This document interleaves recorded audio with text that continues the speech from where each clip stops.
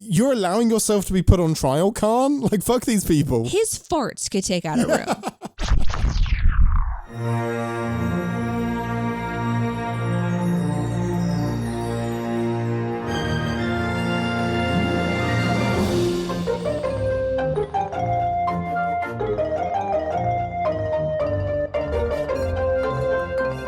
Captain's Pod, Stardate 250166.5. Welcome aboard the Starship Enterprise, and thank you for joining us on our continuing voyages through the final frontier.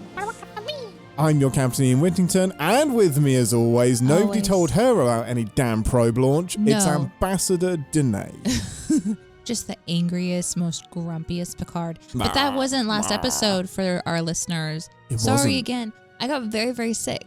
Super sick. Tell us about it. Well, nobody wants to know Specifics. about how. Yes. Let me get very specific. There are many, many times in my career that I will work through being unwell. I've seen it. You've seen it. Dicer has seen it. Those of you who don't know, like my previous podcasting and radio partner, Dicer, who I still work with today, he has epic stories to tell of me literally crawling on my hands and knees to get to the microphone to go live at the radio station because I just pushed through and I couldn't push through. I was really, really unwell. But the problem is you sorry pushed about that. through a day of actual work and had nothing left for the stuff we do outside of work. Yes. The push had already happened. I had been pushing for a long, long time. And this isn't about childbirth. This is just about not feeling well. Yep, there we go. Although they are related. Anyway, Ambassador, let's... All the sickness? Wow. All sickness is related to childbirth. I guarantee it. Anyway, I'm sorry to miss the show and to change things up. I hear that the Darmok episode went off super well, and you guys absolutely loved how I felt about one of the most beloved episodes of Star Trek of all time, because my opinion about the Tanagra episode is super loved. I am so impressed you remembered Tanagra. You just said it a minute ago. Did I? Fuck. Oh, I was like, she pulled that out of her bum from actually, 2 years ago. Maybe you didn't. Maybe you said No, I Shaka think Khan. I said Shaka Khan when the walls fell. That's Yeah. what you said. Yeah. So I did pull out Tanagra. You did. Darmok and Jalad at Tanagra. Yeah, it was cool. I decided to re-upload that one last week because it would have been in the top 20, top 10 list had we done it. Had we not already done it. So yeah, it was cool to revisit that, I thought. Yes, and now you know that I don't love every episode of Star Trek. You really don't. That's objective. You have some objective views. But I do get a little bit nervous about it because we are doing our favorite, well, not our favorite, we're doing the fans' favorite episodes. Yeah, the internet's collective view, critics' view of what the best is. When we started this show, I was nervous about, knowing that people love Star Trek so much. And I was worried, what if my opinion makes people not like me? You know, what if I don't like it? And it's amplified now that we're doing the season. Oh, yeah, this is... Because it's just like...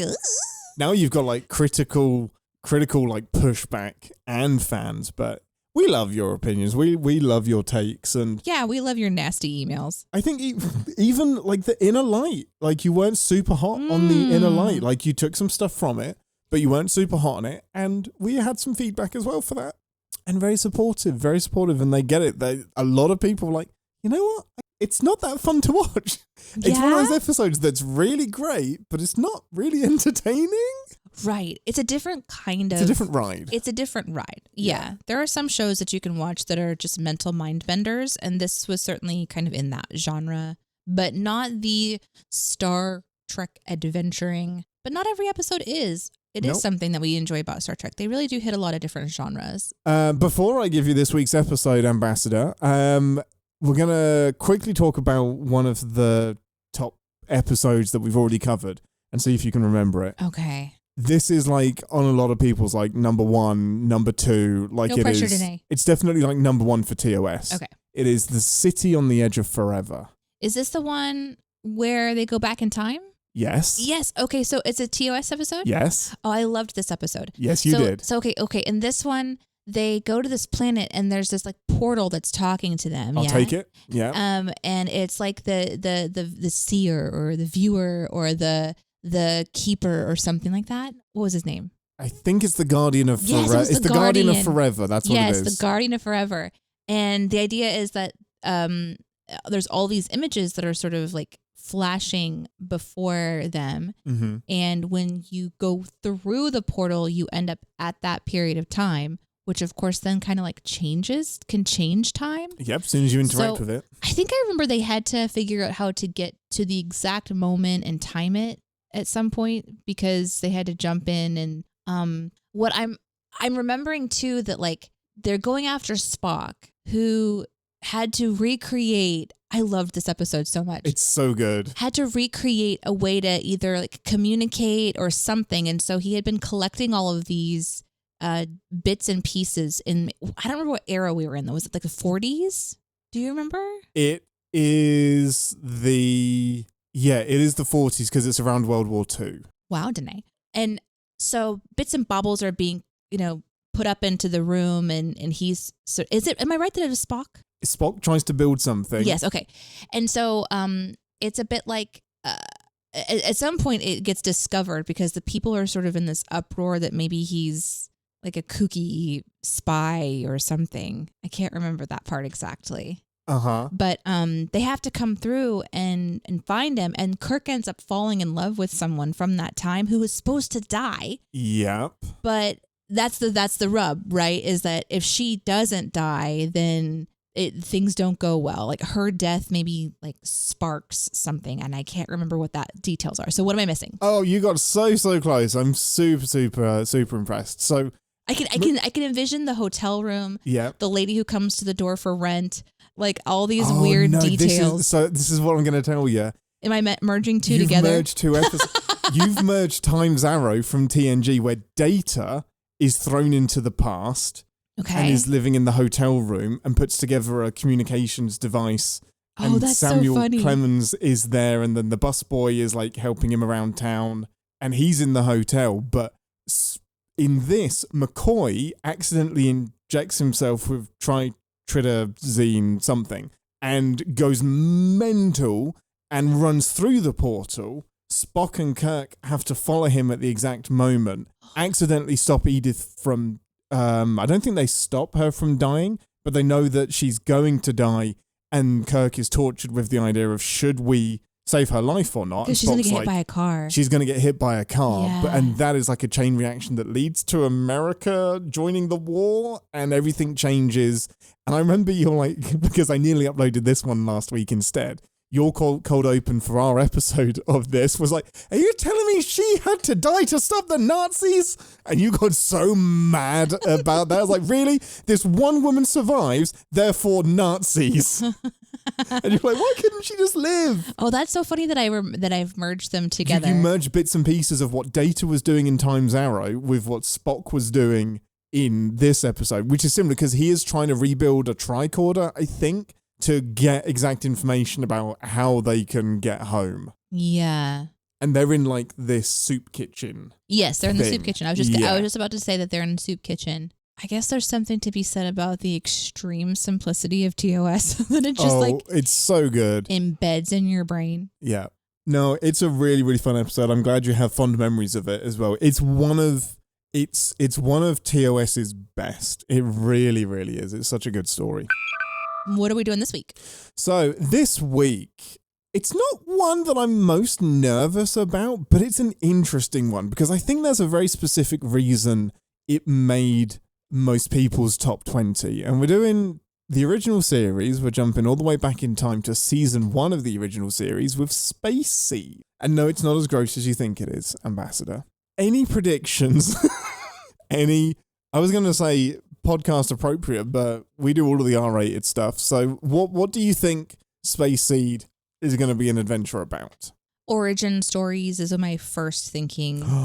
Love that. Maybe we're finally going to be digging into the why everyone looks like a humanoid. I love that because I've alluded to the fact that Star Trek does address the fact that everybody looks kind of humanoidish. But I think if I was to be clever, I would also say, I remember you kind of mentioning it was sort of a side fact. It wasn't maybe the point of an episode. So I don't really know that this is going to actually address it. I just think it would be a good title for it. I'm gonna help you out. There is an episode dedicated. Is to, there? Yeah, it's not an aside. It is okay. the point of an episode. It's just not this one. Gotcha. I'm not. That's not what I said. Not what I said. Not what I said. But this would be a great episode title for it. Yeah, I feel like. Oh my god! How? Now that I know, I don't know how it isn't titled Space Seed. Maybe because they knew. Okay, fuck it. It's a TNG episode. It's not this one. It's not. It's a TNG episode where it happens. And I think they would have called it Space Seed had TOS not already done a Space Seed. Oh, yeah. Interesting. They could have called it Space Seedy. What is that episode called? Shit. Oh, it's called The Chase, which is a terrible title for... Space Seed is a much better title for that episode. And I think The Chase might be a better title for this episode. Oh, weird. Man, I just can't stop thinking about how last episode would have been better if the seed of the tree had been in it, and that would have been called Space Seed. That's... Space Seed is a better title than The Inner Light. It really is, because the probe is the seed of the people. The question is, would Inner Light be a better title for this episode? I mean, Inner Light is so vague. Right, Yes. You could apply that to almost any episode. Okay, which season are we in? Season 1 of TOS. I mean, I'm wondering if they're going to be really literal because it's TOS and we're going to just like Garden of Eden time. I keep thinking about that Adonis episode. Is that what it was? You know, where we're literally Who mourns for Adonis? playing around with the Greek god idea. Yeah. So, hey, we're talking about seed. Maybe we're going into a garden of some kind. I don't know. I can't really get over that. So that's my best guess so far. Accidental origin story of humans. When did the Trill get introduced? So that's a weird one. The original idea of the Trill? TNG, but they got it wrong. Right, of course. The Trill were introduced in TNG, but then they changed 90% of the rules when they reintroduced them in Deep Space Nine. Gotcha. Yeah. They're like, we want to make Jadzia a Trill, but we don't like anything TNG did with the Trill. That happens. Yeah, it happens. All right, Ambassador, with that, let's over to the holodeck to watch Space Seed. I just want to quickly remind you, it was the 60s.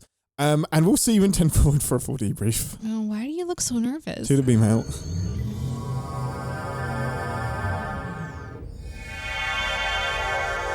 Welcome to 10 Forward, the part of the show where we grab something from the replicator and share our immediate thoughts and feelings on the episode we just watched together. Most important question first, Ambassador.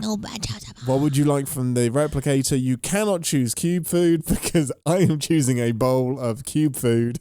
Oh, I'm going to have whatever blue the celery juice stick he thing? was drinking. Oh, the blue juice. I thought you were going to go for the celery sticks. No. I want whatever that was. So the blue juice is usually Romulan ale. But I guess I'm going Romulan ale then. But at this point, they wouldn't have access to Romulan ale because they've only just discovered the Romulans still exist.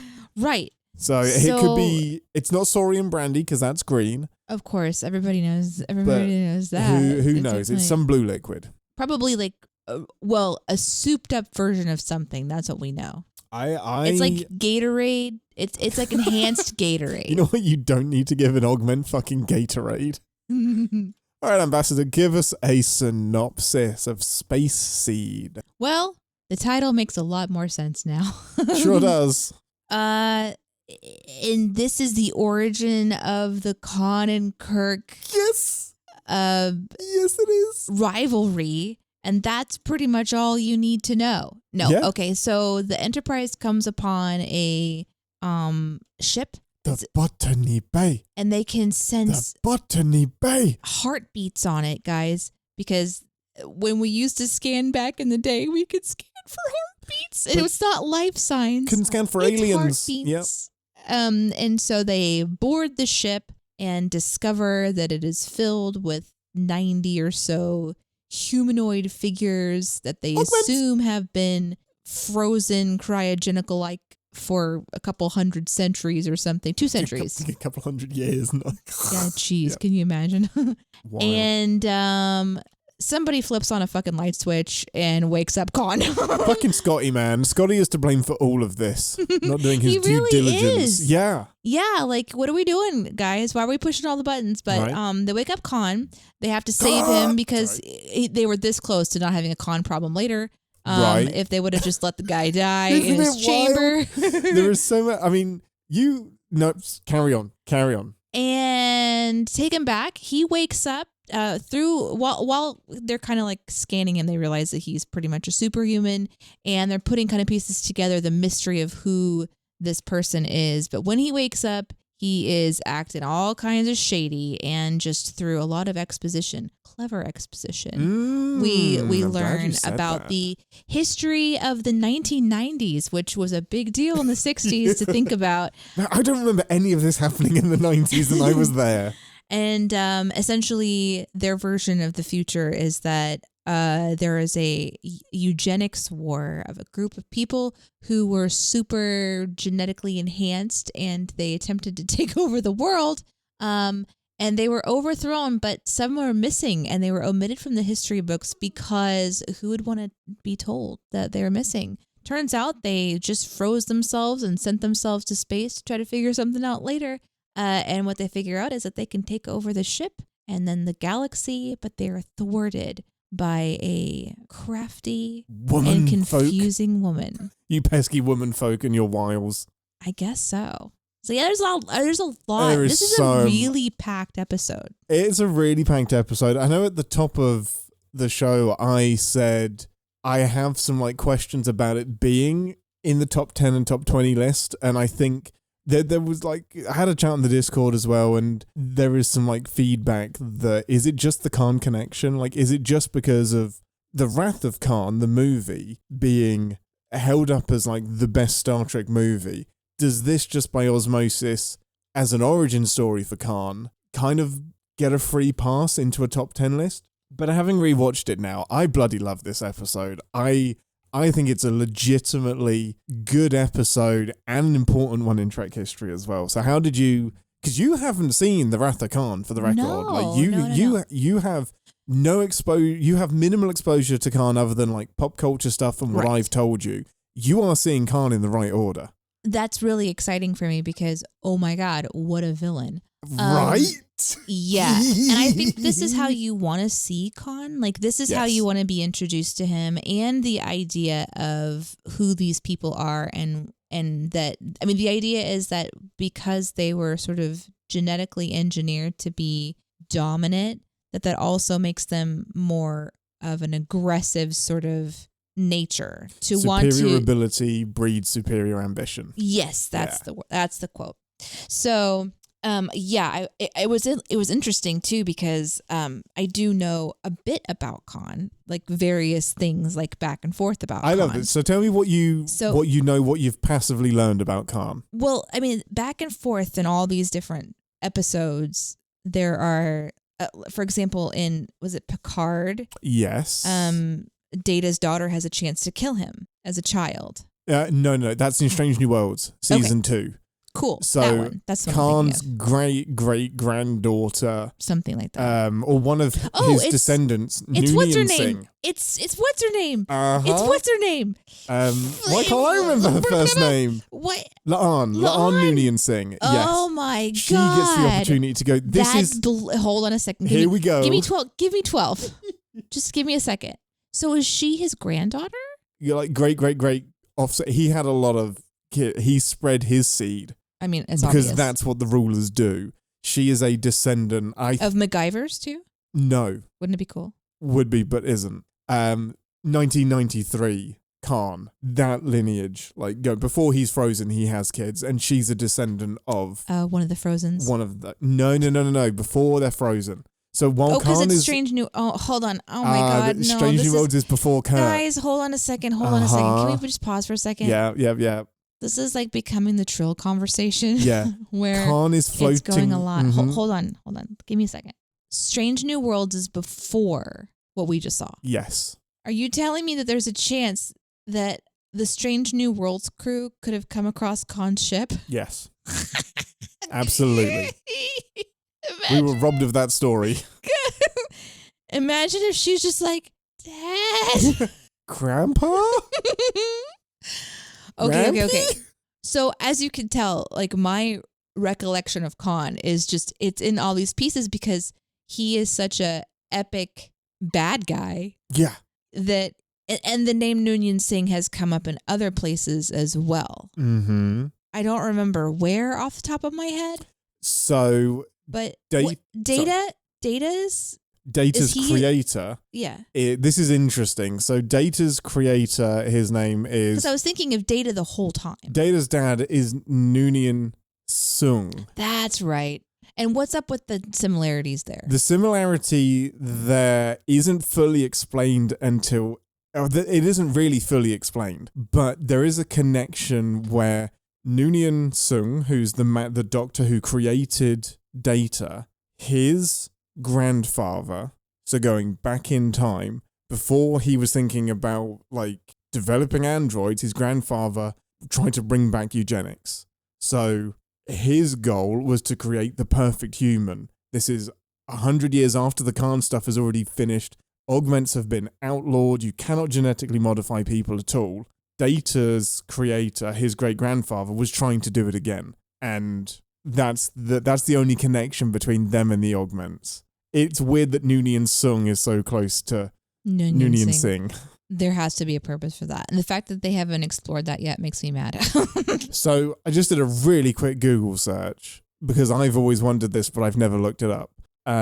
Apparently, Gene Roddenberry had a friend during World War II called Kim Noonien Singh, and both characters are a tribute to him. Okay. So they're not related. Not related in universe, other than when we get to Enterprise, they kind of artificially put a connection together. But the name in universe is completely random that they have a similar name. It's a tribute. So I remember that somebody tries to kill Baby Khan, or like Kid Khan. Noonien Singh, paired with an alternate timeline Kirk, gets sent back in time to kill Khan before he can become a despot. I have so many memories of you going, Khan, as well, which I'm guessing is from the movie. Correct. And then, just also talks about the eugenic stuff, like just that they're a superior race. So the only clue that I had before guessing that it was Khan was something about they must be strong or something like that to have survived. Because you guessed super early on. I peeked at your notes and you were like, it was super is it Khan? Well, here's the thing. What triggered you? I saw him from the side profile. Oh, interesting. And I was like, that looks like Khan. Ricardo Montalban. But the one that I see has like white hair and is older. Yes, exactly. So that's the kind of, so this is a different sort of younger version. So I'm guessing, and we don't have to go into it entirely because it's a good thing you told me to stop.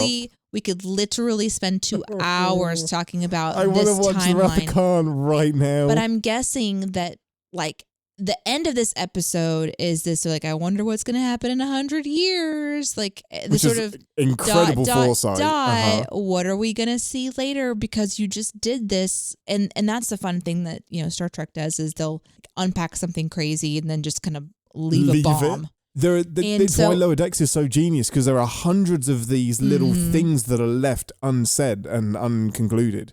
So I'm guessing that whatever happens on this planet that they're left on creates some sort of eternal rivalry with Kirk. Well, I'm not going to get into it. I know. But on SETI Alpha 5, there was a chance for life. It doesn't go as planned. I'm guessing that's true. And I cannot wait for us to watch The Wrath of Khan. So, peeling back the curtain a little bit, about 2.5-3 years ago at the last Sin Week, we did a live show panel thing, and it was a Star Trek quiz. And for part of the quiz, I dedicated a round to The Wrath of Khan. And I put it on, and we watched it, and we watched the first 10 minutes, and you're like, I'm really fucking bored, and you left. So we stopped. No, you went and did something else, and we carried on watching the movie. But you were just like, I think like you were not in a good place to be watching a movie and like a Star Trek movie like at that moment in time. And in hindsight, I'm so glad you didn't watch it. Yeah, like doing Space Seed first is so important. Yeah, it's really, really fun to watch it. So once I had the hunch that it was Khan, And then I was remembering that there was other people as well. And Spock was starting to kind of unravel the mystery of everything. I thought, okay, maybe it really is. And then whenever he says his name, I was like, yeah, that's it. But the delight really was not kind of fully realized at that moment, because the episode just carries on in this sort of, I don't know, delicious fashion. That's a great word for it. You learn more and more and more about the hunger of Khan. And so the exposition, the conversations between Kirk and Bones, or Kirk and Spock, or whatever's going on, they are all giving more color and depth to this character. But his performance is what really sends it over the edge. These sort of over the top motions and this intensity. There's this, what is this person? And I don't know if they knew when they made this that they were making such an epic bad guy, but it was so fun to watch. And it's so fun. The episode also has fun things like going into different rooms, and then there's like a decompression chamber that has this interlocking thing that opens up, and the chambers that Khan comes out of, gets punched open, and there's all these different sort of things. There's a trial. There's people, there's so much that this episode does to really make this world a real world. We get to see MacGyver's room.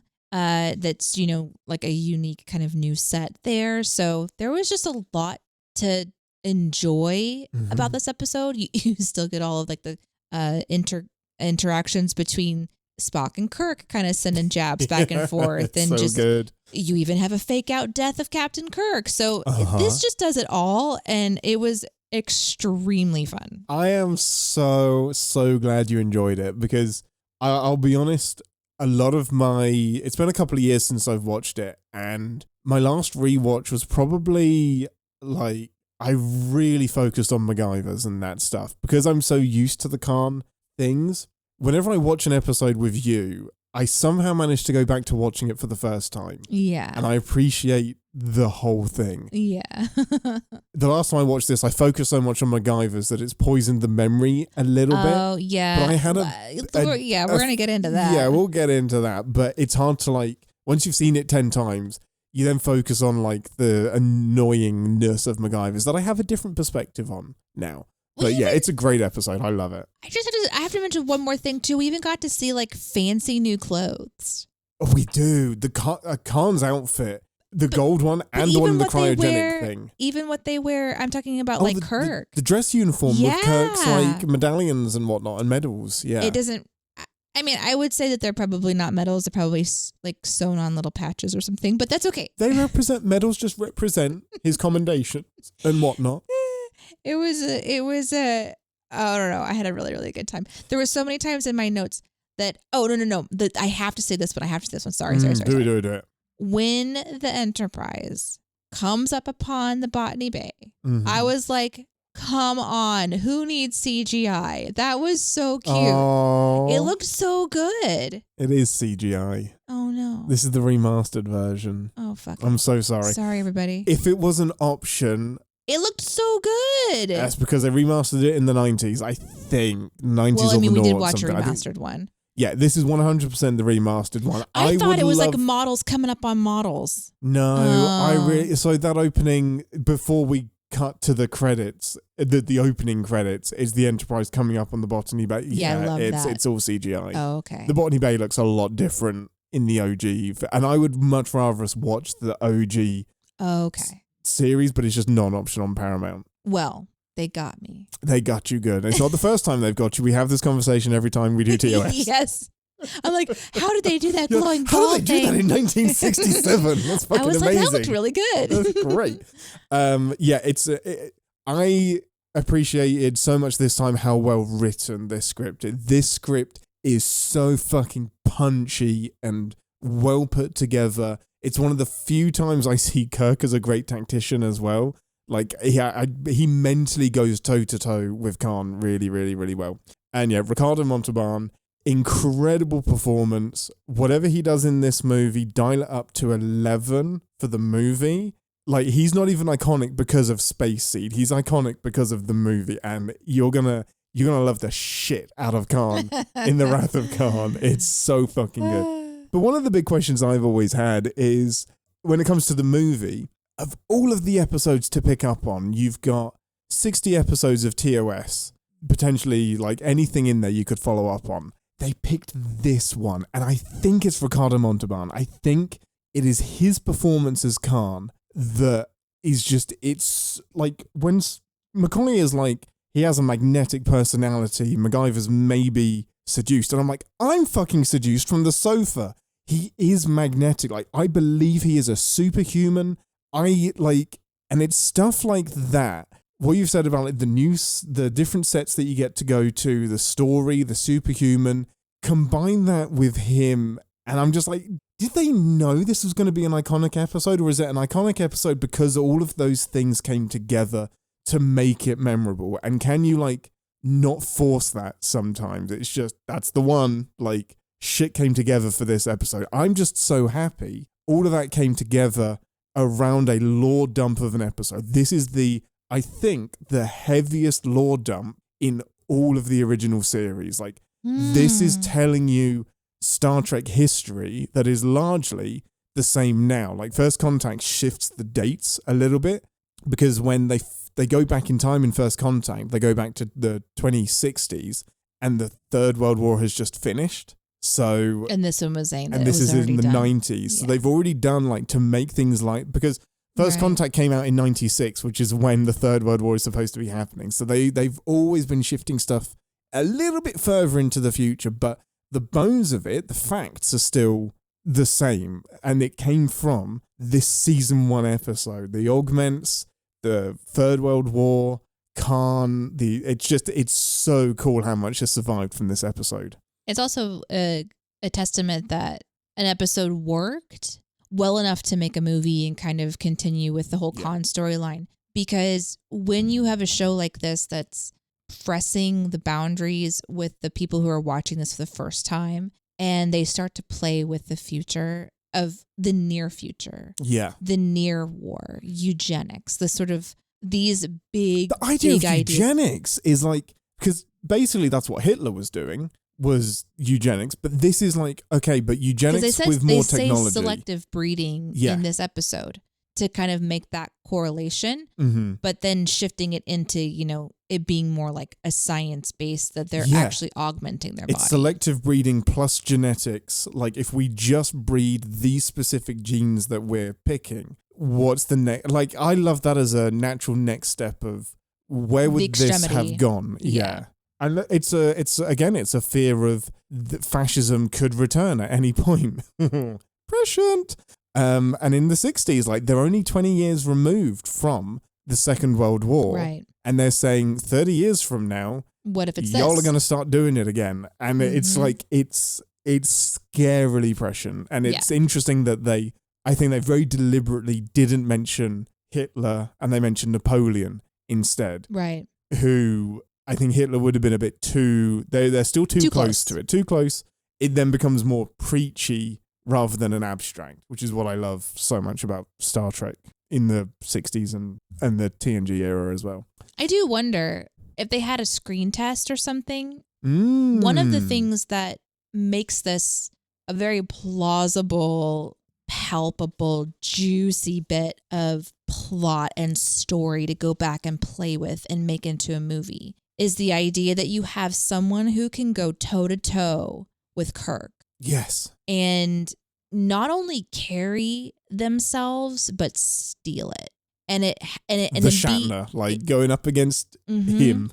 Yeah, and have it be something where it's uncomfortable in a way because you're like, oh no, like Kirk is supposed to be my guy, but this person is drawing me in. And I wonder if they did a screen test and they saw this sort of happening and they thought, we need to do this, because they had obviously had a lot of plan to not only do a lot, but like he even wore like a red shirt. Yeah, red uniform. They made clothing for all of these extras and so it was an involved set. So it does make me think that they sort of had to have had a hunch. I feel like there's so much there, like the deliberate lore dump. Like, this could be any old villain, but they deliberately pull it from Earth's past, and they get a And it worked. big actor, like a big like character like Ricardo Montalban to play Khan, and I do feel like there's so much intention behind it, and I feel like there was always the intent to come back to this, like whether it was a movie or not.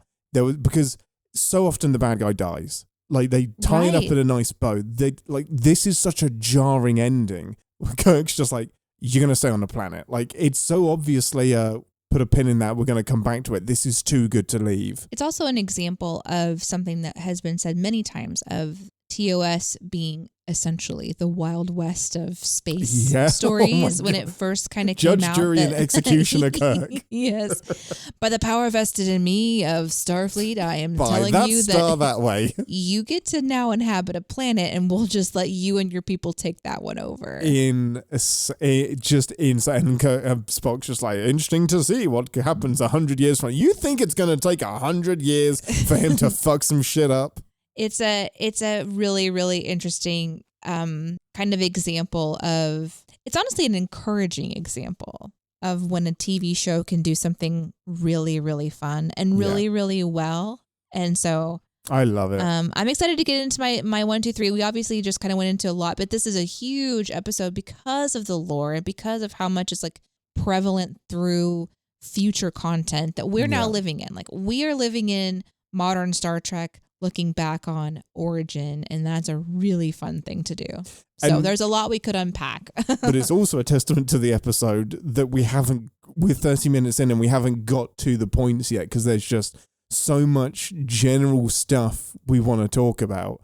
This isn't even like we can't leave Khan alone. We keep doing stuff with him. So there's the Wrath of Khan, but there's also the second Chris Pine Star Trek movie that's based around Khan as well. Into Darkness, Benedict Cumberbatch. Yeah. Which wouldn't make any sense to you when you watched it at the time, but the big reveal was that Benedict Cumberbatch was Khan. Oh yeah. But because it's a squiffy timeline. Yeah, I don't really remember that movie too well. Yeah, lot of very divisive movie, because they gave Benedict Cumberbatch a different name and they buried it. And they were like, well, it's obviously Khan. Like, everything seems like this is Khan. And all of the director, everybody was like, it's not Khan, drop it.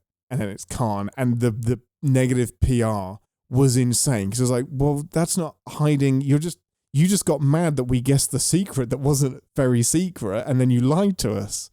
So it was a weird remake of The Wrath of Khan that just went really poorly. But anyway, I mentioned that because it's a testament to this character that we cannot leave him alone. Even last year, there was an audio series released about Khan on SETI Alpha 5, filling in some gaps, which is fucking incredible. Everybody listen to it. It's so freaking good. It's not I don't know if it's technically canon. I don't care. It's my head canon now for what happens on SETI Alpha 5. So did they talk about MacGyvers and if they had a whole life together? We are going to go into your 3 big points now, Ambassador. Give me your 3 big points. My first one is about MacGyvers, actually. Do it. Let's do it. Hit me with MacGyvers. I want your perspective on MacGyvers.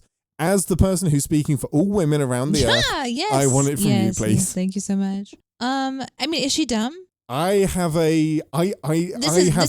is your opinion. Is she dumb? Is she? If you asked me a couple of years ago, I'd have said yes. You asked me today, I say no. Okay. She's not.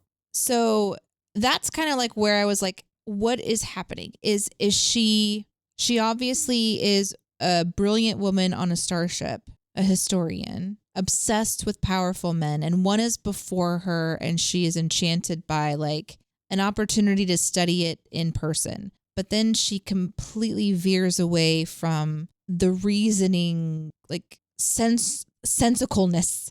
She flip-flops. And that's where I'm like, she's Emily flipping.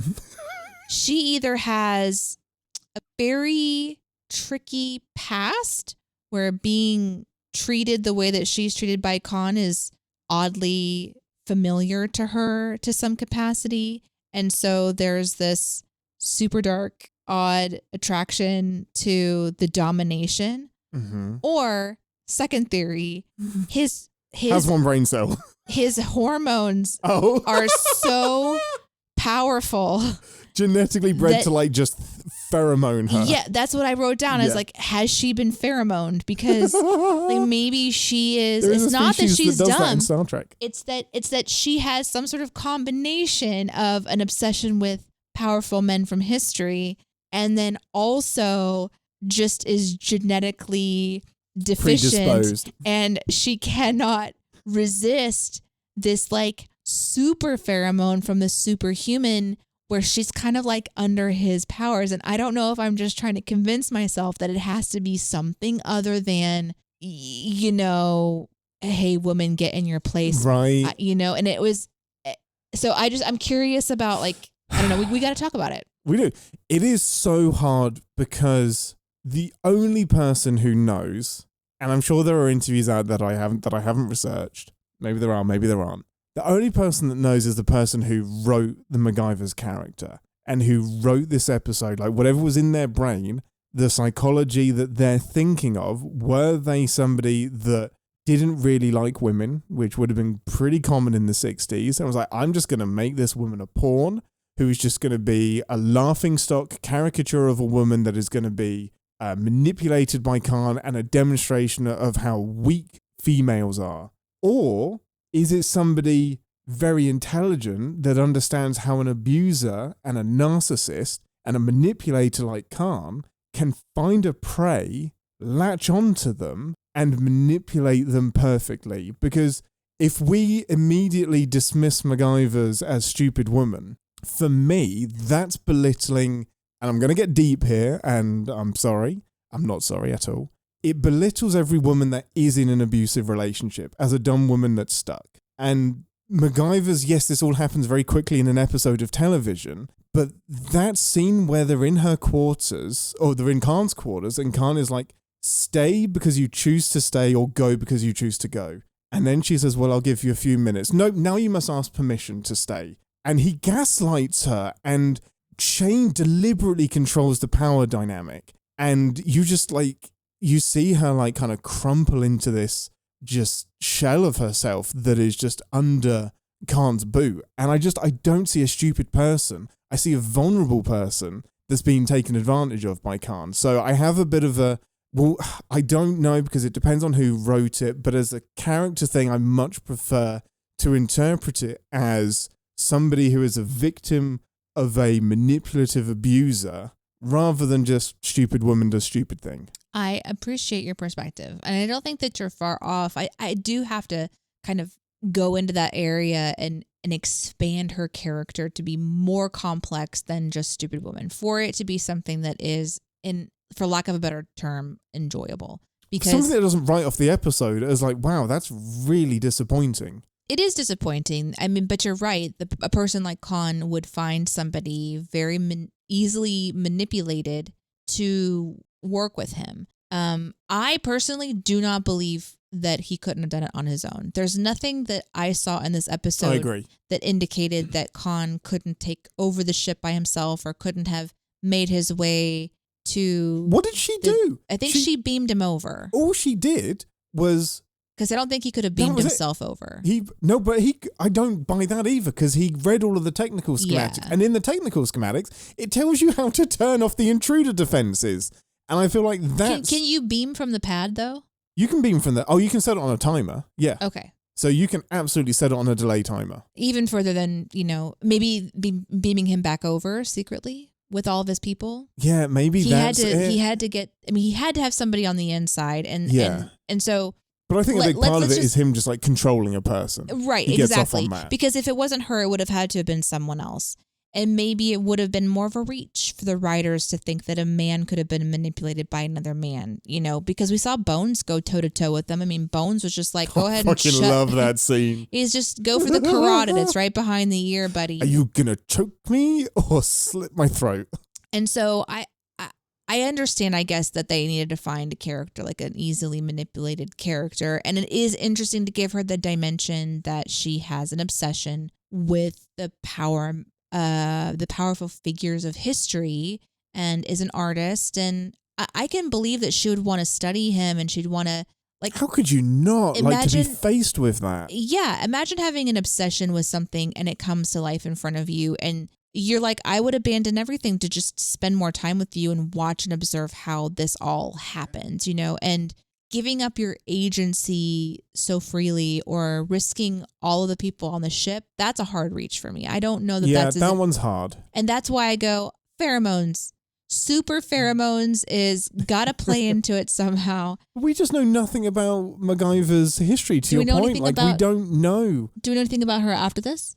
We only because of the podcast series that came out last year, which was, it seems to be purpose built on redeeming MacGyver's and giving her some more depth and explanation and reason behind what she does. But I don't want to go into like too many spoilers with that because it's just an incredible story. But they do give her some more agency, and a lot of the first few episodes are from her point of view. It's her logs. Okay. She is describing what it's like to be on SETI Alpha 5 with Khan and his people and what led her to the choices that she made. Interesting. But it's not done. It's like the books. It doesn't matter that it was in the books because what was on screen, it didn't tell us on screen. This is all like retconning stuff. So on screen, we're not given enough. Well, but I mean, same thing happened with Lord of the Rings. You have the Silmarillion when you want to go deeper, right? Like there's that's true for everything. You can only kind of see so much, and I can understand. Is she manipulated? Is she complicated? Is she complicit? Is she a victim? Is she all of it? Like, what is her sort of? She is such a critical part of this episode, though. You can't like not talk about her role that this episode has given the scapegoat. Absolute scapegoat. And it's interesting because they never go all the way, because as soon as like it's clear that Kirk might be dying and this isn't going to stop, flips. She leaves and she flips back. So it's like, well, she's not that vulnerable because she's gone through like a huge arc of being seduced by Khan and then breaking free of his abuse in the space of a day. Like, that's what belittles my point about her being a victim. I think because she seems pretty able to break free of it. It's the point that Khan makes with torturing. When she sees Uhura get hit, when she sees Kirk when you're faced with hurt, it, it's harder. Then it's different. But she knows how to manipulate herself. She says, "Do I have to watch this?" And he says, "No. I just thought that you were stronger than that." And she leaves and she does her thing. And he still takes her in a surprising twist as well. Well, he respects that. He respects that she had a will of her own and followed her own initiative. I mean, sure, but it's just as easy to say that Khan would have been upset that he was, Well, he wants an equal, though. Like, he wants her as a partner. He wants every woman as a partner. True. True. You just did say at the beginning of this episode that he likes to spread his seed, I believe. I mean, don't all the despots. But yeah, so does the MacGyver stuff spoil it for you? Because I think it's the biggest complaint of people who like this episode and dislike it, that MacGyver's is just a weak character that's disappointing. No, I really appreciated kind of how you verbalized your approach to it, because abuse is really complex and enduring abuse is really complex. And you're right. I don't want that to be like me saying, is she dumb?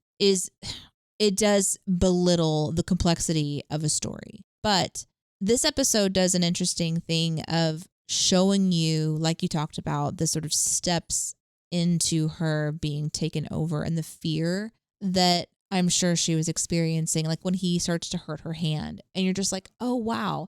Now, it's a really extreme thing to watch, but because it's, an episode of Star Trek, we're then cutting over to dinner, or something, there's a relief from the uncomfortable peeping Tom vibe of a very private moment. Oh, that's an interesting perspective. Do you know what I mean? Like we're intruding on them. Yeah. Right.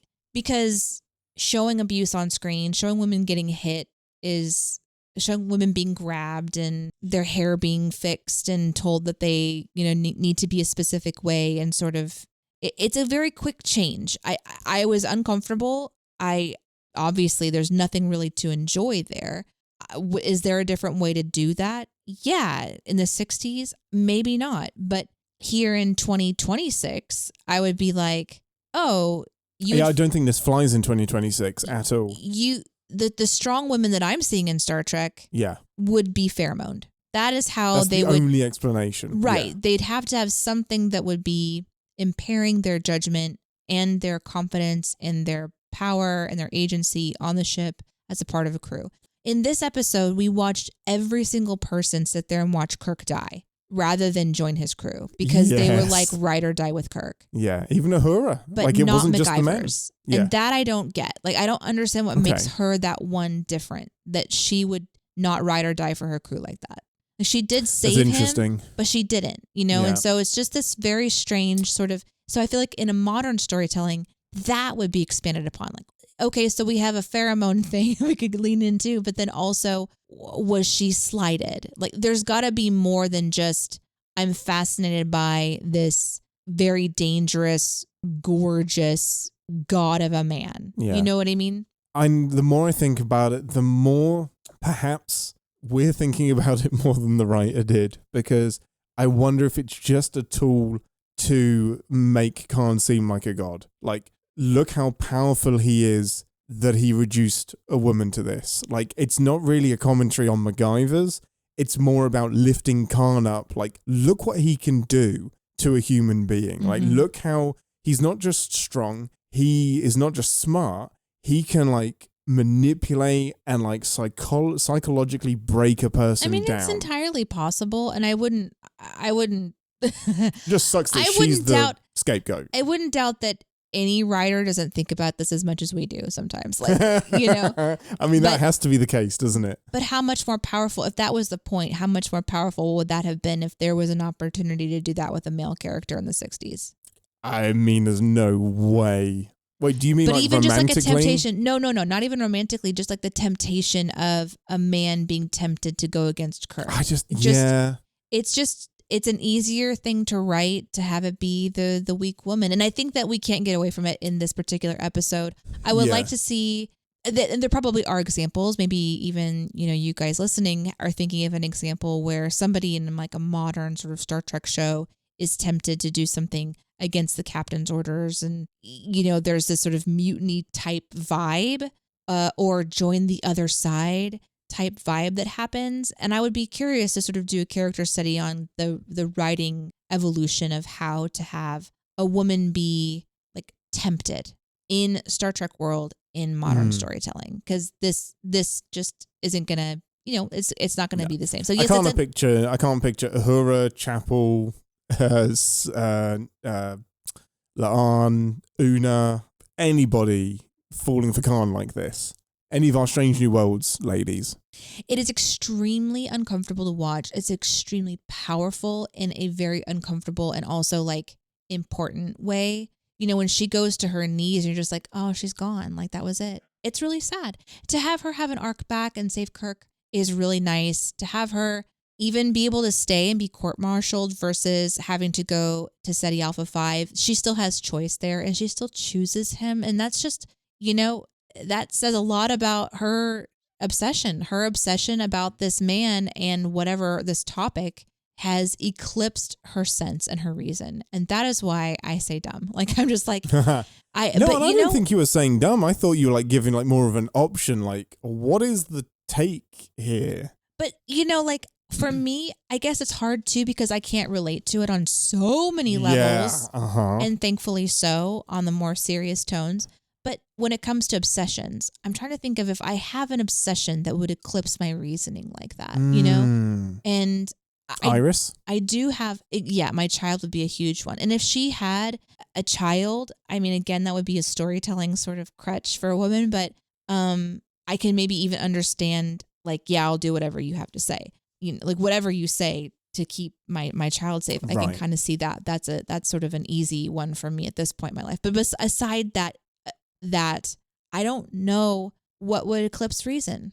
It's like it happens so quick. But it happens all the time. She is doughy-eyed as soon as Khan is revealed, like she's attracted. Kirk gives her a dressing down for being distracted by the pretty man. Yeah. Which is very presumptuous, but just happens to be true. But well, I'm pretty sure that everybody in the universe could hear the music that was going off in her head when she saw Khan. I mean, Vaseline was basically kept aloft by the Star Trek production crew, just putting it on the lens You know, that's how they did that effect. Oh. Literally putting Vaseline on the lens to do the doughy-eyed, close-up, glowy thing. Oh, that's effect. interesting. Yeah. I thought you were going to say that that's what they put on Khan's chest. That too. And honestly, it was impressive. All him. It's all him. He's a beautiful man. Anything else about her in particular? There was one other thing that's I always try to like, every line in theory should be utility and it should be written with a purpose, especially in the 60s. Like, there wasn't like the attempt to make things conversational. Like, everything has to do something. And when they first introduced MacGyvers, it's get that 20th century historian, give them something to do for a change. It's very dismissive. It's like immediately the episode is dismissive about even her function on the ship. Why is there a 20th century historian on board the flagship? Like, how often is a 20th century historian needed? She just happens to be there, but she's belittled and demeaned from the beginning. And the way like Kirk is like, if I were to rate your performance on the away mission. So it's like there's an attempt to say something about her, but it just, everything happens so quick. Like her devotion to Khan, flipping on him and then flipping back. Everything happens within a day, and it's just too much. We're always going to be lacking that perspective of what storytelling was like before this, and how maybe this was an evolution of storytelling at the time. I can watch an episode of TOS and genuinely love the sets and all the weird clicky-clack buttons on the walls and their uniforms and the way that their shoes will hit the floor and make an echoey sound because they're on a set, and just like, and really honestly go, I love all of that. I'll see their little like weird hoarder creatures and be like, heck yeah, let's go. Get it, carpet creature. But one thing I just will never have perspective on, that some people who listen to this show, and I'm always grateful for their, perspectives, is watching it for the first time and just, was it groundbreaking to even do what they did, Because I didn't grow up with media before that, to be able to watch this and go, oh, this is groundbreaking storytelling and here's why. So unfortunately, I'm always just going to compare it to what my modern storytelling is. For me, it's definitely lacking some details. I'm going to instantly try to fill it with information that makes it make sense for me. It's part of the fun, isn't it? I kind of love it. Yeah, and that's okay. I definitely would change some things because of wanting there to be some just depth. Like, for example, maybe she's just even a scene of her restless at night and then just getting up and having to continue to draw her painting. Yeah. Just something to show that she is, sure, she's the 20th century historian, but she's also a little cool. Aren't we all? We are spoiled by modern storytelling where 90% of characters get a backstory and are wrapped up, and if they aren't satisfactorily arced by a season, by a show finale, then we uproar and we riot. So we have so much now that just wasn't a necessity in the 60s, 70s, 80s, 90s. So it's hard to not judge it by those standards. It's like one and done. Like, these episodes were very often one and done. Like, you can't imagine they thought we'd be talking about it in 2026. But one thing that does work even in 2026, and this is my second point, if I can jump into the next one. Segue. Is Kirk and Spock realizing who they're dealing with. And we alluded to this as sort of just the general kind of beginning, but like the way that they storytell there is something that will stand the test of time, because they built up the revelation so nicely. He's a mysterious survivor, and then Spock starts digging around and finding some gaps. There's this realization that there's augments in the eugenics war, and that there's people who ruled a quarter of the earth, and that some of them are missing. And there's a scene that there's so many scenes actually where they just sort of like look at each other in the medical bay when Khan starts talking, and he's talking about like this jaw meeting, and they just look at each other, and you're like, oh, they're picking up on something. And if you're not picking up on it, they give you many scenes with which to pick up on it. Yeah, they do. And he refuses to give his name. Like, he ducks because he has no idea whether his name has lasted. Still means something today, but just in case, he's not going to give it up. And then it kind of culminates into this weird moment where the guys are around the table talking about they finally figure out who he is and they're admiring him. And it's like, we can be against him and admire him all at the same time. And Spock replies, illogical. And Kirk's like, totally. Absolutely. Tally-ho. You nailed it. You get it. And so Spock gets it. It's just, he understands humanity's like tendency to admire the powerful people. And the episode just like coils in this humans don't change. Technology can change, but what this thing. But the revelation of Khan as a character and just how it all sort of evolves. I know we chatted about it earlier and we don't have to go too much into it, but it's just the storytelling still feels kind of modern to me. And I think it still works. That charismatic strong man, even though it feels barbaric in how it was done. And it's, we talk about the women being like like easily manipulated.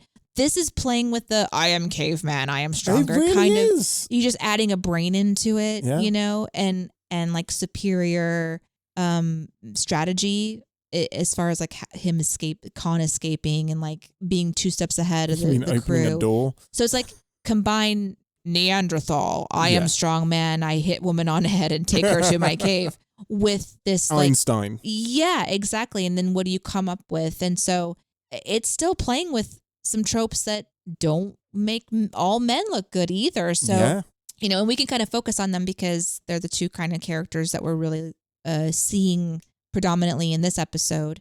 Instead, we could focus on the very many wonderful people that are playing great characters in the background. Like Uhura is beautiful, by the way, when she like gives that stern look to the eyeballs. So does she say a line of dialogue in the episode? Yes, she does at the beginning. The Morse code. Yeah, she definitely. She's the fucking communications officer. She's translating the Morse code, and Kirk's like, yes, not now. I know. What else do you want her to do? What else is her job? Oh God. It is an expertly drip-fed mystery. It is so too. Masterful how it delivers its exposition, not just as an exposition dump so that the story makes sense. It's exposition that gives you more pieces of the mystery. And like Spock is digging, and initially like he only finds out information from an absence of information. Mm-hmm. So he's like, there is nothing. Like I researched all of the dictators from this time.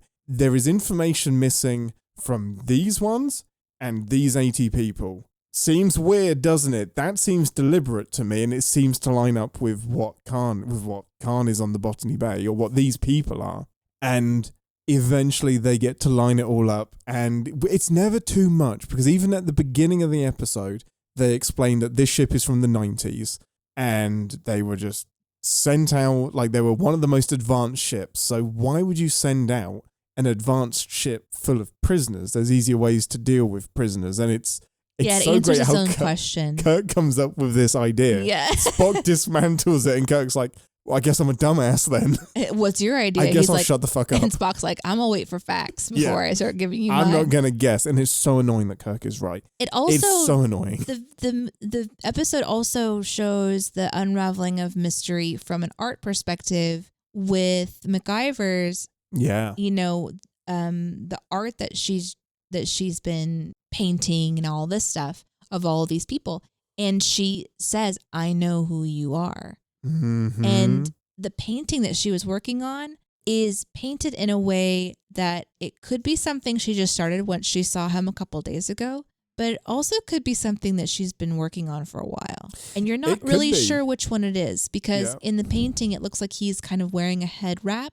Yes. But he in person isn't. No, but I think it is a recent thing, because she mentions that he's Sikh, and that's a very traditional, turban is a very traditional Sikh thing. So I think she was imagining him back in the day, like, as he would have been. So, but there is some ambiguity there about, does she know that this is Khan? When did she know? When did she figure it out? She says she knows who he is. Yeah. And I wouldn't be surprised if she doesn't. So there's also that little mystery just sort of peppered in there. Yeah. But I love Khan not giving it away. And I love the scene where they're at dinner. And I love how every scene is explained as well by Khan, because Spock does the interrogating about like, oh, you come from the 90s. This was interesting. What's your take on the dictators of the 90s and whose side would you be on? And Khan's just like, Kirk, you're an excellent tactician, letting this pointy-eared dickhead do all of the questions while you get to observe me. Like, it's so fun. That's what I mean by like, this is where I see Kirk is presented as a tactician better than in any other episode. Because he sat there with a shit-eating grin, just like, yes, that was my tactic. That's exactly what I was doing. Yes. And he, as much as Khan is aware of it, his ego and pride still gives away those crucial bits of information. Where he's like, we were trying to bring order to the people. And because they were goaded. They goaded him. They goaded him into giving away that he was one of the superhumans. And then that's enough to get to the point where I'm like, oh, fuck, he was the one. But also what I love, and it's something really interesting, that the episode doesn't make him Hitler. They all say he was the best of the dictators. Like, because he didn't kill anybody. He didn't kill anyone. There were no mass killings. There were no genocides. There were no freedoms. It was his way or the highway, but he didn't like brutalize his people. Like, if you were going to have a dictator, Khan was the one that you wanted. And that's just such an interesting villain, because he's not just like evil for the sake of evil. He thinks he knows best. He thinks he's the good guy, which is the sign of a good villain. So it's just great. And there's a levity to how Kirk and Scotty and McCoy are talking about him. But then there's also, oh, by the way, put a 24-hour guard on his quarters. We can't have Hitler loose. Bit late. We can't have Hitler loose on the ship. I think that they knew that they were going to bring Khan back. I don't think giving him those humanity, like that element of being the best dictator, he's willing to break a woman's hand to make her go to her knees, but he won't kill you, so he's the nicest of them. Like you said, a lot of times in the episodes, we would see the bad guy being so bad that the only option is death, for example. And that's how the episode would end, is sort of like, oh, okay, good, that person's gone now. But they left this ambiguity. They left this sort of like nebulous sort of end. You don't know what's happening, because they wanted to be able to bring him back, and they wanted to give him something that made him the good one to keep around. Yeah, not just episode of the week bad guy as well. Like, this guy is too big to kill. Like, it's too... And Kirk says, like, I have a tough decision now. It's such a waste. These 80 advanced humans, what a waste to just put them into rehabilitation. I think he knows that, like, they'll either, like, best case scenario, they rot in there. Worst case scenario, they escape. So stranding them on a planet, they don't have warp drive. They're not going to be building a warp drive from scratch anytime soon. At least they're limited to this planet that's uninhabited, and they can make a go of it as a people. And 80 of them apparently should be enough to, like, create a civilization. So he's kind of creating a social experiment, which is better than just putting them all in prison. So I'm not saying Kirk should have this power, but it's a very interesting choice that he makes. But rounding back to your point, like, my big point about this is the lore dump. Like, I love the lore dump of this episode, giving us some details of what Earth was like in the 90s, which is 30 years in the future from the point of view of when this episode came out.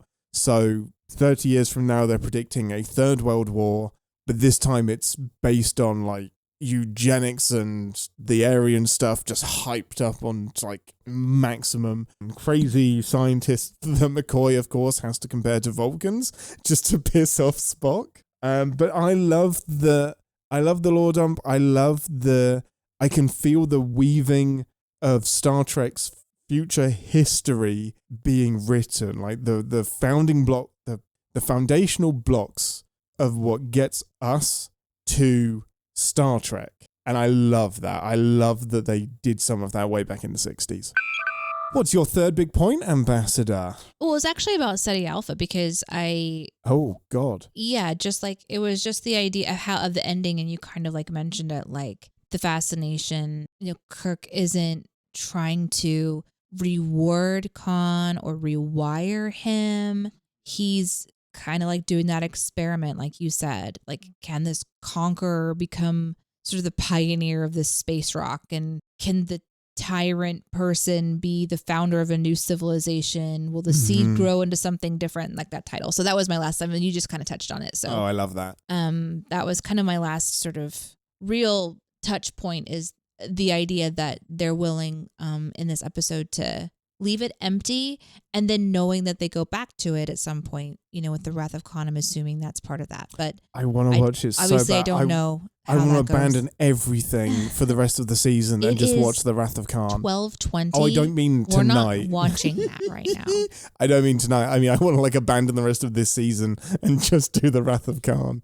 I think we'll have to do it pretty soon, so this episode is pretty fresh in your brain, though. But it also, there's so many episodes I can think of where at the ending of the episode, I'm just really annoyed because I like little things buttoned up. Yeah. Personally, that just is happy for my brain. Mm-hmm. I always think about TNG, which the one where the guy with his chest explodes and they have the worms in the back of their neck. Yeah. That episode ends with a signal being sent off into space. Yeah. And they're just I guess that signal was being sent to somebody and they never pick it up again. I think about the battery child. They're Yes. why are we doing these things to us, Star Trek? Why? But you know what it is? It's storytelling. It's storytelling. A writer That's what it decided, is. hey, let's leave this open-ended because life is complicated. Stories don't always have the bookend that you want them to have. And whether or not they knew they were going to come back to Khan and Kirk at any point in the future, ending this episode just pretending like this is the only one. It is a really interesting idea. It really is. And although the pacing of the episode is kind of go, this, that, this, that. It's rapid. It's pretty, it's very rapid. For example, when Kirk tells them that he's sending them to the planet, right? Mm-hmm. And then he's he rings a little bell on the table and calls them all to order. And they're all sitting there. There's such a air of defeat. But I don't believe for a second that all those superpower people are suddenly able to be defeated. It's kind of crazy, isn't it? I mean, Khan is taken over by a pipe. Yeah, it's a little disappointing. A pipe, a nuclear warp core pipe of some sort. And the superhumans are able to be zapped in the neck by some cortisol cream or something. Cordrazine? Oh, it may have been cordrazine or anestazine, something like that. I almost did it. I'm impressed. That was so weird. Weird. Pretty good. Yeah. I was pulling it out of nowhere. You got it. You got very close. My brain is morphing into a Star Trek brain. You're becoming a Star Trek person. It's happening before my eyes. And I just every time that would happen, I'm thinking, but would that really happen? Would they really be able to, would their body resist that? Mm-hmm. And I think it's because I've watched too much modern Star Trek. But they also only had 50 minutes to wrap this shit up. They really had to go fast. They did so much. So the ending is pretty crazy. So they're sitting there and he's so casual. Khan could overpower that room in the courtroom. You're allowing yourself to be put on trial, Khan? Fuck these people. His farts could take out a room.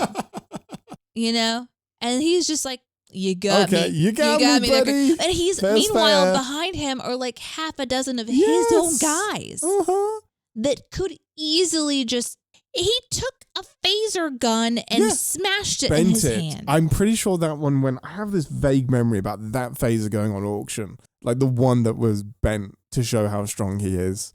I want it. Anyway, it was hard for me to believe. When you build up a guy like that and a people like that for an entire episode and then you end that quickly, obviously we have to have an ending somehow. It's a very civilized ending, isn't it? Yes, it is. It's tea. I suppose I'll go. Good tea. Nice hostile takeover. But anyways, the ending is really unique in that there's here's a chance to start again and I guess we're deciding that this planet is just going to have to deal with you. Fuck this planet. Yeah. It is, I think it's actually, I don't know how well this ending ages without the Wrath of Khan. I think that that follow-up, if we never have that and this is the last we see of Khan, I think people are disappointed. I think they see it as a bit of a cop-out. That Kirk doesn't want to make a choice. He doesn't want to make the hard choice, so he abandons them on a planet. Wrath of Khan makes this a more interesting choice. Here's my question. How many episodes of Star Trek do you think that there are where there is a bad guy that you desperately want to go back and see again and they never go back? How many? Yeah. Dozens. Right. Maybe triple figures. And what makes them different than this? This one got a follow-up. But you wouldn't know, right? No, you wouldn't know. And there's so few that get a proper follow-up. And it's usually a species that gets the follow-up. So I'm thinking like First Contact with the Borg. Satisfying follow-up for me for the Borg. I love First Contact. The Klingons come up all the time, especially in the TOS movies. There's not many that they actually do follow up with. And those are still satisfactory. So it's just the knowledge of, like, there's so much that's happened that really continue to give a vibrancy to this character and a depth to this character. It's Ricardo Montalban. It truly is. Like, we've mentioned him at the top of the show, but he was my third big point. His performance. It's so good. He is Khan. He makes it, and he doubles down in the movie. He is like, the way he does, he's like he's his like, hands together. And that's got to be in the direction as well. But when he psychs himself up to do the door opening, and then all of the other augments are doing that exercise as well to get them psyched up. His physicality, the way he delivers all of his lines. I keep thinking about the scene with MacGyver's where it's like, leave now, or stay because you want to stay, or leave because you want to leave. But make your decision. And like every way he delivers every line. Every single is thing. It's pouring out of my ears. Like, I just want to tell me all of the things. Like, quote Shakespeare to me. Like, just he's just like eating it up. He just threw himself into this role. It's so great. Biggest nitpick, he's Mexican, not Indian. Yeah. But 60s, I guess. Yeah. Little bit problematic with some cultural appropriation there. I don't know why he couldn't have been a Mexican dictator. Who knows? It's crazy. Who knows? But no, it is an incredible performance. I absolutely adore Khan. He's such a juicy villain. Yeah. Watching this entire thing, I was having such a great time. I love it. I'm so glad that you like this episode. I didn't know if the MacGyver thing would ruin it for you a little bit. No. It's always like a bit shaky with TOS, but I also know that you love that old school sci-fi. Extremely uncomfortable. Yeah. To watch somebody take advantage of someone else, no matter the situation, and to watch them be manipulated. But part of me just has to kind of go, in a weird way, like she was doing exactly what she wanted to do. Like she would maybe... That's how you've got to take it. She would maybe give up anything to just be in the presence of her obsession. Yep. He has a magnetism that I fully believe. Like I would betray my crewmates for him. Wow. Let's go. I'll do it. I'll give over the Derpa prize to Khan. He'll be a better leader than me, to be honest. Ambassador, give us some pips. Oh, 100. 100 pips? No, wait. Holy shit. What's 100%? What's a 5? 4. 4 pipper. 4 pips. Let's go. I came in expecting to be 3, but I'm giving it 4 as well. It does every single thing you want an episode of Star Trek really to do. Does. We have beaming in. We had double fist punch. We got stuff going on. Yeah, we got to hang off. Hang off the warp core grid. And do some kicky stuff. That's all it takes. We had stunt doubles that do not hold up in HD. No, they were never intended to be seen in 1080p. Nope, that was definitely not. That wasn't the people. William Shatner. That was not those people. No, it was great. We got to see all kinds of things. I think you could probably tell from the first 30 minutes of us talking about it. This is definitely a good episode. It's such a fun episode. It's so great. It is. It's the lore dump. It's great characters, great acting. Love it. 4 pips from me. Well, next week, everybody, of course we had messages and emails, but full disclosure, it is midnight. It is the day after we started recording this because of just schedules are fucking crazy. So no time to get into listener emails, but do join us on the Discord, send them in there, send them via email as well. I love hearing all of your thoughts. Next week, Ambassador. Oh boy, it's a big one. We're jumping over to Deep Space Nine. This is without question on every single top 10 list. We're going to be doing Far Beyond the Stars, Season 6, Episode 13. This is potentially one of the greatest episodes in all of Star Trek, not just all of Deep Space Nine. This is going to be a big one. I'm excited for it. Ambassador, any final words before we sign off and go to bed? No, thank you for listening to the show. We really appreciate you. You can hang out with us in Discord, and you can support us on Patreon. We love getting your messages, and we love doing this show. And in fact, we stay up late to do it. So yeah, we do. Thank you for listening and subscribing, and also rating us. And we would actually appreciate it if you are on forums and people are asking about Star Trek shows to mention our little podcast. Yep, Apple ratings, Spotify ratings, they all super duper help to get us out there to all of the people. We're going to keep making Star Trek content even if Paramount is deciding not to. We will be here. Send us some emails. Ian and Deneé at gmail.com. Go to our Discord. All of that stuff is in the descriptions. But until next week, I'm Captain Ian, and I can't understand why it always gives you pleasure to see me proven wrong. And social occasions are only warfare concealed. That was almost mine as well. Was it? Live long and Podsper. Con! Thanks for assimilating this episode of Captain's Pod. Leave us a review wherever you listen to your pods. And don't forget, our hailing frequencies are always open at iananddeneé@gmail.com. And then I think I'm just supposed to close this hailing frequency by pressing this little button. Okay, we're out!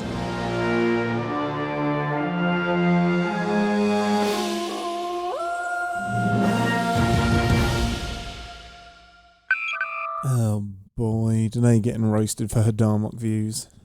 Am I getting roasted? Yeah. God damn it. Still. You told me. 2 years later. You told me. At the time, it wasn't as it's become more unpopular with time, which is fascinating. It might be the least popular thing about me. If you had to rank the things like my opinions. No, Jadzia is the most unpopular. You think Jadzia is more unpopular? Your hatred of Jadzia is more unpopular than... Because at the time, they were like, actually, I get it. Like, the metaphors, like, I get that being a bit, like, kind of hard to connect with. You had way more sympathy than I thought, but judging on that re-release, people are like, wow, Deneé. Here's one. Steve said, feel better soon, Deneé. Although hearing your views on Darmok, ... I hope you don't get better because of your hot takes. Steve.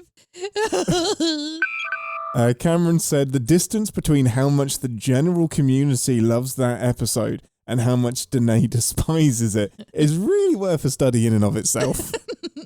I think you need to re-listen to the episode. Me? Yeah, I remember you hating it so much. Yeah. But I did listen to the beginning of it before I uploaded it, and it starts off by you being annoyed because I was taking something away from you. Can you remember what I took away from you? My virginity. I didn't realize that could grow back. I'm such a strong woman. I'm like, what can you take from me? You were very proud of the fact that you'd never seen Darmok, the one with the metaphors. And you're just like, now that I know it's the one about metaphors, I can't say that I've not seen it. And I was very proudly able to like ignore live chat. And they would make jokes about Darmok and Shaka when the walls fell. And now you're not allowed to pretend to be ignorant of it anymore. That's what It's public that you've seen Darmok. Was I having Darmok. like a super bad day? I don't know, maybe. I don't know. The only way to know is if I watch it again. Yeah. And I don't know that you want to risk that. No, honestly, I look forward to the day when we start. We just should do a season of just the episodes you hated. Let's see if you come around on them. Wow. Forcing you like to Stockholm Syndrome good episodes of Star Trek. You know, there is something to be said because there's so much Star Trek that you could just like watch the same episodes over and over again and just see how they hit different as you age. Yeah, just welcome to like the entire Star Trek fandom. Like it's rewatching Star Trek on repeat. But then do you pick up new things every time and things like that? No, sometimes it's just, I mean, when we're doing sometimes like an it's analysis. Just Darmok. Yeah. Darmok when the walls fail. None of that is correct. Captain's Pod, Stardate 20. No, I've got to change this because that Stardate's a week old now because of stuff that happened. My dog just turned into a vending machine. Oh, God. What did you get? He just came over and started like making a little hacky face, like he was hacking up something. You put a quarter in it? And so, this is so gross. But I grabbed like a paper towel and I just like put it under his mouth in case he was about to get sick, as if that would help. And just one single extremely long blade of grass came out of his mouth. God. Like it was just stuck in the back of his throat. And it just looked like I was like, just thank you. Here's some garden. Okay. All right, you ready? I think I'm as ready as I'm ever going to be. Let's go. Hello, everybody. Welcome to our show. Ooh. It's important that you know that it is 11 o'clock at night. Incorrect. It is 11:16. We are usually in bed an hour ago. Boo-doo-doo-doo. Boop. Boo-doo-doo-doo. Real good. We don't have time for this. Yes, we do.